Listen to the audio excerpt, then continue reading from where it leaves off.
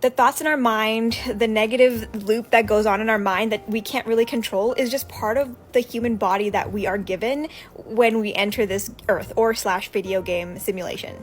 But who I really am is beyond the thinking mind. It's beyond this body. It's the watcher of life. It's the watcher of my thoughts. Shane Dawson is back with his conspiracy theories, which I actually really enjoy watching. This time, they explored the idea of the simulation theory. I think most people know the base idea, right? Which is we're all living in some sort of simulation. It's all like a matrix. It's all computers. It's not real. And maybe at some point we can break our way out of it. I think most people know that. Is our current reality just a simulation? And are we just players in this game controlled by some entity? Life is a simulation and we can't control it, so therefore, what's the point? There are many ways to look at life when we start thinking about our life more than just three-dimensional worlds. Life could be a game, a simulation, it could be a movie that we're watching, and the ideas could go on and on. Like, trying to find the meaning of life isn't new, you know? We've been trying to figure out the meaning of life for as long as humans have existed. Isn't that what religion is?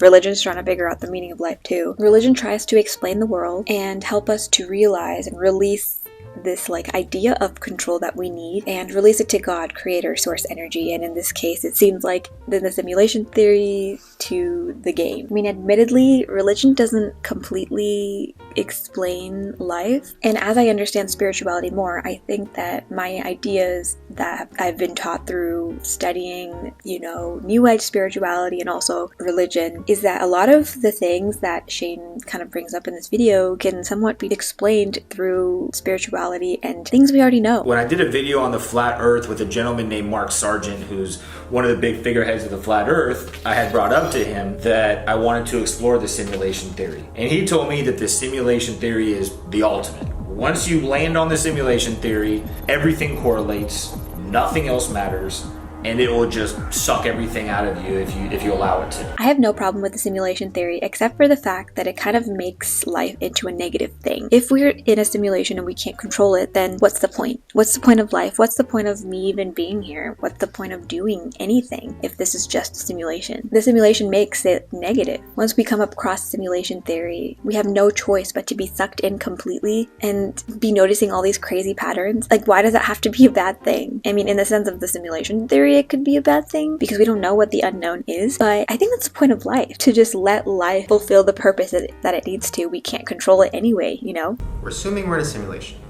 What is it? So, to keep going, I think it's important. There's a quote by a quantum physicist named Werner Heisenberg.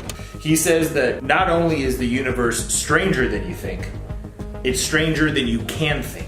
Synchronicities or serendipity or the crazy patterns of life are just part of the spiritual awakening process. When we see synchronicities, the universe is just telling us that we're in the right direction. I think we're asking the wrong questions here. No one is denying that the world is strange. It is strange. It's kind of crazy how strange this world is. And it's very human nature for us to try to understand all of it. And that's okay, but instead of trying to dig deep and try to understand why the world is the way it is, you might actually find a lot more answers to that question by doing the inner work inside yourself. Perhaps a better question is, how can I make these miracles work for me? How can I take what I've learned about the universe and make it work for me? And that is manifesting, knowing what the energy of I have a video about manifesting, but loving everything instead of putting negative energy on it. We have to accept that the fact that our world is crazy and just accept the beautiful gifts that it gives us with gratitude and guide ourselves to help us become more aligned with the universe's energy. It's pretty clear to us now that our lives are full of patterns and interesting coincidences that make us believe that there is a greater power or somebody controlling our minds in order to play this game or,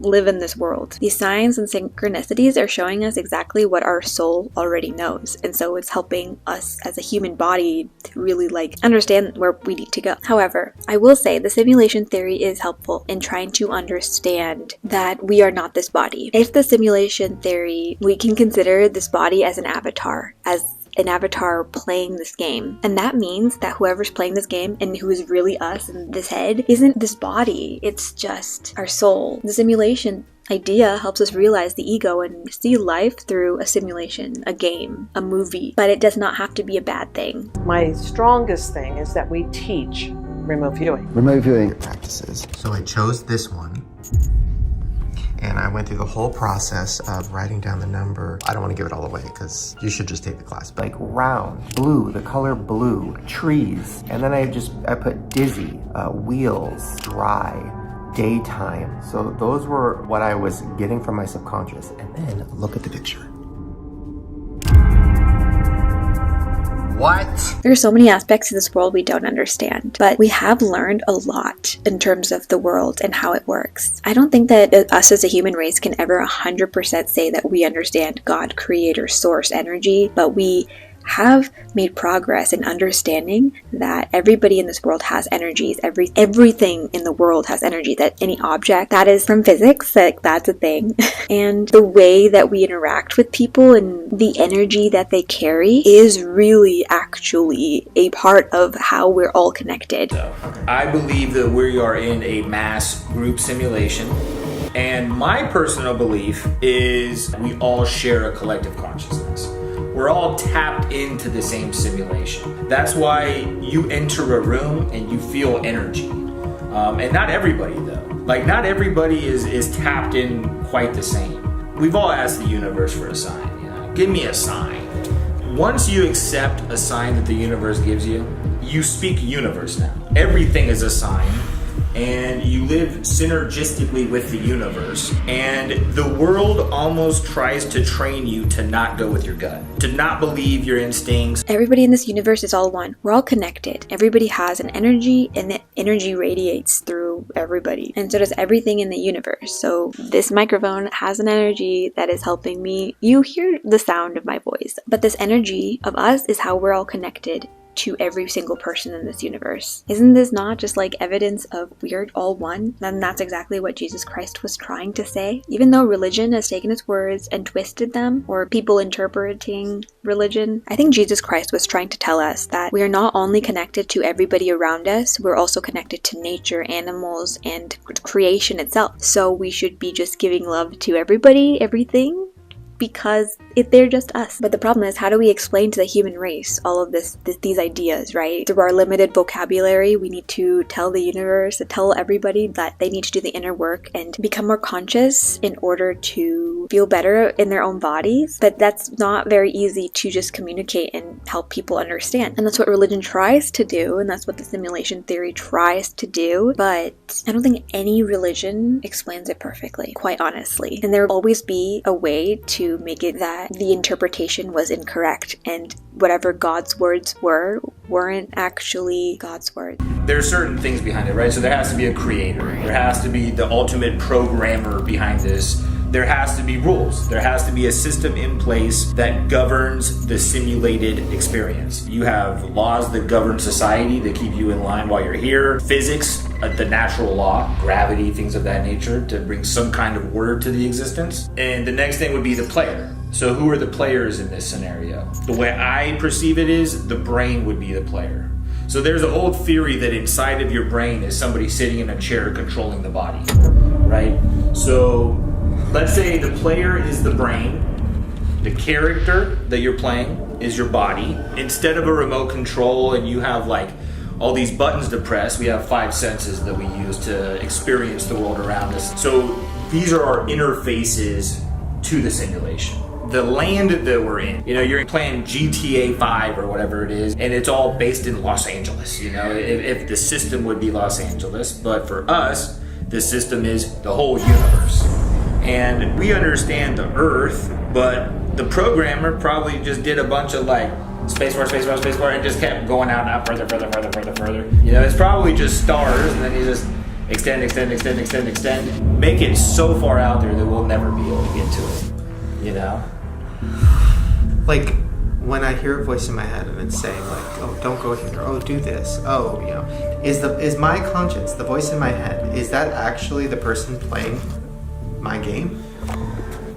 A simple answer, yes, I guess. In the terms of what we're discussing right now, yes. That person that's in your brain, sitting on that chair, controlling what you're doing through your 5 senses, is ultimately telling you what to do. How did you get that? I guess that would be the case. And once we open up Pandora's box, something is going to expose itself to us. Because you know they say there's levels to the game, right? I'm gonna throw up. This is the same Black Mirror shit, dude. And honestly, I believe it too. It could very well be. But if there's really somebody controlling us, and say it's this video game alien making all the moves in our body, so then the goal of the game is to gain control, right? Of this alien thing. The idea that our life is a simulation helps us bring us out of the human body, and that human body and mind is the ego. Who we truly are is the soul, our soul that's actually thinking things, not the thoughts itself, but the thought before the words.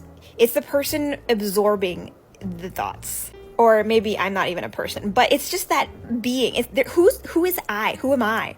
I'm the consciousness. I'm the consciousness that's watching the video game being played through this very realistic VR experience. So I can get very upset about something that's happened in the real world, right? Slash video game experience, and I can get butthurt about somebody saying some shit about me.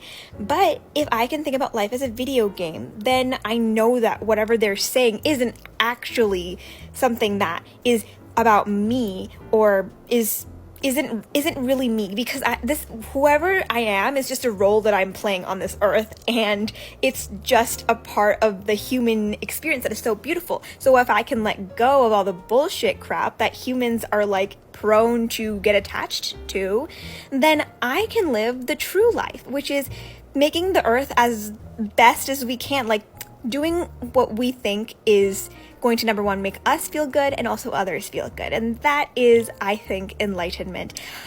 Anyway, I hope that made sense. I hope somebody got something out of this. Yeah, thank you for watching. Bye.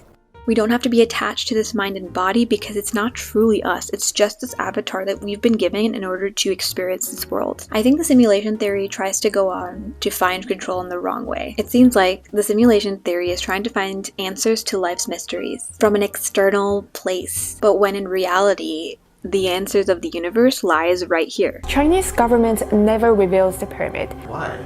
Because they're hiding their history. Because if you want to control a population, the last thing you want them to have is the truth. The controller of the video game is just our ego, and identifying as the ego as us is the problem. But identifying that egoic voice, the fucking game controller in our mind, is the first step to spiritual awakening and enlightenment. And isn't that the goal? To help us find our consciousness and help everybody else around us find consciousness so that we can live in world peace? Because war only happens because of the ego. We are all made of three things: the mind, the body, and the soul. And the mind and body we can't control, in the sense that we can't control our thoughts and we can't control the way our body feels. But the part of us that we can control is our consciousness, not the actual human body. If life is a game, the life's goal is to find out who's controlling us and let them not control us anymore. And that is by doing inner work and really figuring out what the core, fears are. The ego is what's controlling us, and it's all done at an unconscious level. We're so used to that voice in our head that we're hypnotized to it. I think the simulation that we're experiencing, yes, Orion makes the most sense to me. Now, who created Orion? And who created Orion? And who created Orion? I don't know. Orion's belt might have something to do with our lives, but I don't think it's the answer. The answer is finding peace within. And it takes a lot of work to level up spiritually and mentally in order to get to a place where we can surrender to the universe's plan. Surrender to the universe destiny that you couldn't control ever. So letting go and letting the universe handle what it needs to handle, the future that you can't control. The problem is not that we don't have control. We will never have true control over our mind and our body and the extent of feelings and emotions. And that much is true. Our body will continue to have feelings and our mind will continue to make judgments of our thoughts. But our job in this game simulation is to watch our life play out like a game, like a movie, and surrender to that, the game. Because it's actually pretty fun. The game is fun. We just haven't surrendered, and that's because We have to do the inner work. Science from the universe is not a new thing, and Shane's brother is not trying to say this, but we have known for a long time that there are unexplainable things in this universe. Synchronicities that cannot simply be a coincidence. As we wake up more spiritually, seeing the synchronicities and feeling connected to the collective consciousness is really it. I really do believe that the simulation theory is just like any other religion, that they try to explain the world to the mass amount of people, and it works for people, and it helps them relieve this kind of like crazy mind games intensities that life throws at us. And it really does seem like Shane's brother has a lot of similar ideas as me in terms of my spirituality, but so does all religions. We're all trying to get to the same place, a place of bliss, peace, surrender, right? I mean, at least that's what my goal is. We want to go to a place where the egoic mind doesn't exist, isn't constantly telling us how we're wrong, and accept the egoic mind as it is and listen to it like it's not us. It's not actually us. In great Shane Dawson fashion, Shane dramatized another conspiracy theory that made it really fun to watch. And the idea that life is a simulation is very interesting. Truly, the simulation theory is nothing but another type of religion trying to get us to the place of finding bliss. And if the simulation can help you feel better in your own body, then I have nothing against the simulation theory. Just remember that answers won't come from the external worlds. The intense craziness, obsession you feel, it won't leave because you find the answer to the world. It really does come from doing inner work and understanding who we are. Then eventually we feel okay. Anyway, thank you for watching this entire video. I can't believe you're still here. If you like this video, please subscribe to my channel, follow me on Instagram. Okay, I hope you have a great day. Bye!